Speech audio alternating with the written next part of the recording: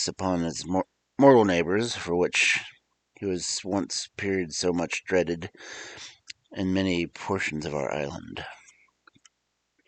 The Pooka is described as a frisky, mischievous being, having such a turn for roguish fun as to introduce him to be all night and wait for the Kara returning over the moor from the pleasures of the card table, or for the frequenters of wakes. His usual appearance was that of a sturdy pony with a shaggy hide. He generally lay crouched like a cat in the pathway of an unfortunate pedestrian. Then, starting between his legs, he hoisted the unlucky wretch up aloft on his crupper, from which notion breaking rushing by stone walls. No furious driving through white-thorn hedges, or life-shaking plunges down the cliffs or quagmire could unseat him. The first crowing of the March cock respited the sorrowful rider, who generally ended his dear hot tour with a tremendous fling from the Pooka's back into some deep bog-hole or thorny brake, where 10,000 prickles reared their heads to drink the blood of his bruised and broken flesh. On the other hand, he is reported to be commiserate the lot of the benign traveler, and there are some instances on record of his having gently trotted beneath the wayfaring cottager for many a mile to the neighborhood of a well-remembered cabin on the heath. Pooka, in the country of Kerry, was, as its name imports, the haunt of one of the imaginary monsters. This Fea, or marsh, belonged to the Timdorni, a snug farmer, whose ancestors for many years occupied the adjacent farm, and who honest men, in that golden age, never found it necessary to disturb the goblin in their favorite haunts, by reclaiming his dreary abode. But when the farm which his grandfather tilled came to Tim Dorney's occupation, a taste for improvement and the necessary expenditure of a large and increasing family introduced him to cross-cut the Fea Pooka by drains and ditches. And 2 summers had hardly passed when this haunt of the wild goose and the dark mischievous goblin afforded a heavy sward of hay, and firm footing for man and beast. The Pooka, thus beaten up and driven from the marsh, naturally turned his thoughts to the meditation on revenge on him who, with profane hand, rent asunder that sacred veil which the superstition of ages had woven around its dreaded spot. Tim was a painstaking, industrious peasant, and accustomed to traverse his farm every night to ascertain that no neighboring cattle trespassed on his ground. One night, as he returned along the border of his march, he saw something shaped like a dark-colored, long-tailed pony lying in the narrow way directly across his path, and before he could slip aside to shun the lurking apparition, the Pooka, for it was he, suddenly started between the legs of the terrified farmer and bore him off the ground. The goblin rushed along with speed with the whirlwind, and Tim's first moment of reflection was employed by fruitless attempts to fling himself to the ground. But he found that some invisible hand had bound him to the back of the supernatural enemy. It would be tedious to recount the hard rubbings against stone walls and the wild rushings through the quickset hedges that Tim Dorney endured, while the rapidity of his flight completely deprived him of breath and utterance. At last they rushed toward a tall cliff, which frowned in horrid gloom above the deep river, and intercepted by its giant bulk the yellow light of the moon that lit the mountain tops, quivered on the rushing foliage of the leaves, and, brightened in its advance, burnished the trembling waters with liquid fire. The Pooka pushed with unabated speed to the edge of the rock, then suddenly stopped, as if to death-pang his agonized victim by a previous view of the fearful height and dark waves that curled among the pointed rocks below. Tim Dorney now concluded that all his life would be ended for him in the next plunge, yelled a shriek of unmutable dismay. The tall cliff returned the piercing sound, which, with the scream of the startled wildfowl and the demon voice of the Pooka, that combined with a mockery of human laughter with the wild, undescribable howl, blended in horror until, along with the lonely glen. Whether the Pooka was satisfied with thus inflicting the pangs of the fright and death by anticipation, or that he possessed no power over human life, did not appear. But in the next moment he started from the fearful cliff and returned through the deep ravines and tangled underwood to a bird's brake that skirted the border of the standing pool. Plunged his unfortunate rider among the sharp bushes. Happy in his deliverance, he heard the troubled waters of the dark pool resound with the plunge of the returning Pooka, held his uncouth figure, glanced darkly along the moor, till the glistening form drew glimly faint in the moonlight, and the hurtled splashing of his rapid hoof broke the silence of the night no more. Tim, as may be naturally supposed, made the best of his way to the cottage, and being of true Malison origin, determined on having his revenge upon his fiendish enemy. It was a fine night in the month of August, when Tim Dorney, having sufficiently recruited himself after his adventure of wild horsemanship, walked forth like him that hath his quarrel just, doubly armed. His spurs were furnished with a pair of long-necked spurs. His heels were furnished with long-necked spurs that bore rowels contrived at the next forge, which could goad the rhinoceros to death. His hand wielded a loading whip, so called that the handle, being set with lead, and in the grasp of a strong man, was capable of felling an ox. He whistled as he went, not for want of thought, for his mind was brooding over a plan to revenge against the Pooka, who, according to his usual habit, started between farmers' legs and bore them off. Tim, nothing loath of the abduction, just when the Pooka was commencing his antics, twisted the lash of the whip around his hand, and leveled such a blow against the goblin's ears that would have crushed any skull made of mortal, penetrable stuff, while the sharp-rolled spears gave ample revenge to the pointed insults of the preceding nights. Dire were the tossings, deep the groans of the Pooka during his unmerciful ride. But Tim Doherty clung to him like a monkey until the Pooka lay down, outmastered by his mortal antagonist. Next night, Tim walked abroad the quest of his acquaintance. He whistled his favorite air, Thamahula, to lull the suspicions of the latter, who held aloof, quite on his guard, eyeing the other from his lurking place, and breaking his usual taciturnity by asking, in an uncouth voice, the well-remembered question, Nagrani worth? Have you the sharp things on?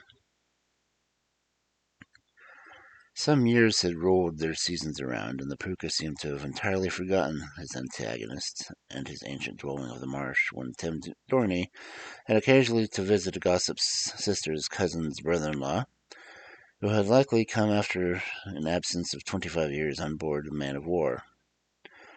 The credit side of the accountant's sheet of the seaman's life was fraught with a copious list of wonders. All his travel was history, and a pension of 9 pence a day. On the debtor side stood the loss of the right arm, the closing of his starboard eye, and sundry minor details received in the duty of boarding and the cutting out and occasional tavern scuffles. Tim was highly delighted as the tough yarn of his old acquaintance, heard with gaping wonderment of the recital of a battle with a French 74 off the island of Elba, where the relator lost his precious arm, an encounter with a Sallee rover, which they sent down to Old Davy, and a dreadful storm near the island of Malta. Of voyages along the coast of Tunis, where the people all were musicianers, by Tripoli, the famous for its wrestlers, and a journey through the desert of Barca, where the inhabitants, men and women, have dogs' heads. Oh, Barca. Okay, I've looked it up. The ale of the neighboring Shebeen greatly improved the sailor's turn for narration, and as though the rain poured in torrents through the grass-grown roof of the cabin, yet you flew on with songs and clatter, and ale was growing better. Yeah, okay.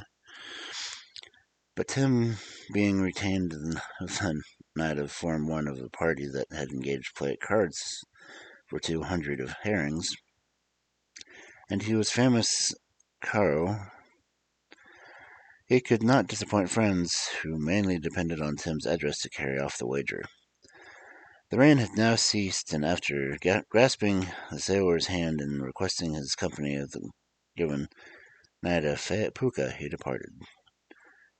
The moon, yet obscured by heavy clouds, cast a sad and sickly gleam upon the path, which, winding down a precipitous descent, led into the bosom of the deep glen, where the turbid mountain torrents had swelled into muddy waves the clear and beautiful brook that erewhile had bubbled with soothing murmurs along with the yellow pebbles. There was no sound on the hill, save for the plaintive howl of a watchdog baying at the broad round moon. The night wind slightly shook the thin foliage of the decaying wood that surmounted the steep sides of the glen, and the hoarse, hollow sound of the roaring river that would seem to be fanciful ere the brooding voice of the water fairy echoing in the distant banks.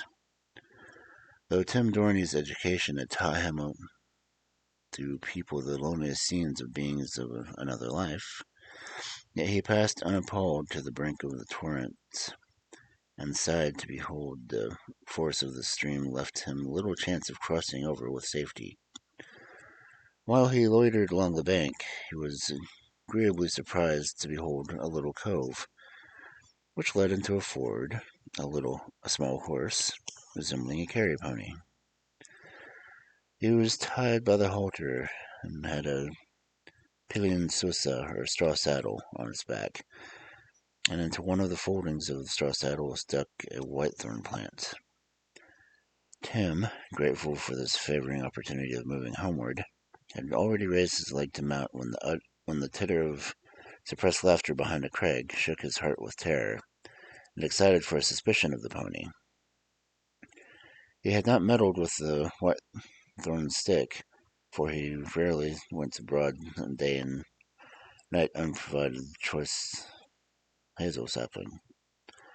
This miraculous plant, against which nothing evil can contend, well served this time in need, for retiring a little, Tim Dorney bestowed a hearty salute on the Gawal Pooka, for it was he that the laughter sounded was changed into a wild howl, and the Pooka disappeared along the troubled stream. The dashing waters deluged the surrounding banks. But a time arrived when the persevering goblin wreaked cruel revenge on his hitherto fortunate adversary. It was approaching the 25th of March, when the farmers usually pay their rent, and Tim, who was extremely punctual in the payment of the half-year's gale, prepared to send a quantity of those last season's butter to Cork for that purpose. Wheel carriages were then totally unknown for that part of the country. The sliding car, indebted to no wheels, guided in the vicinity of the farms, while the burdens were conveyed to more remote places on the back of horses.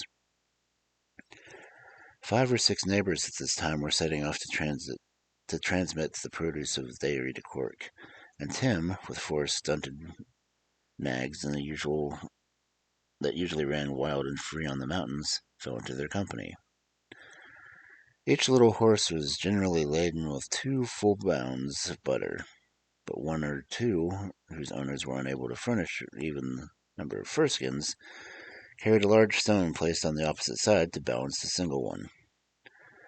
After journeying all night, on the next morning an accident happened to Tim Dorney on his way through Mill Street that seemed the type and forerunner of the evening's misfortune. As the carriage dragoons marched in a long procession along the single street that composes the little town, the drummer of the company, stationed in the barrack, beat the doubling drum with such ferocious heat as to set the ponies prancing beneath their riders and buttered furskins. It happened that the nag on which Tim rode, by an unfortunate circumservient on the slippery pavement, had his heels tripped up and fell under the load that lumbered on its back.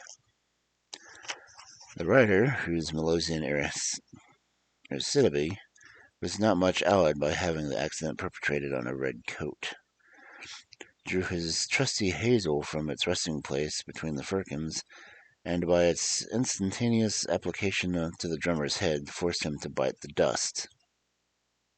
Wow. Though the drummer, for certain striking reasons, was no favorite with his comrades, yet a sentinel who witnessed the insult to the cloth leveled Tim with the butt end of his piece.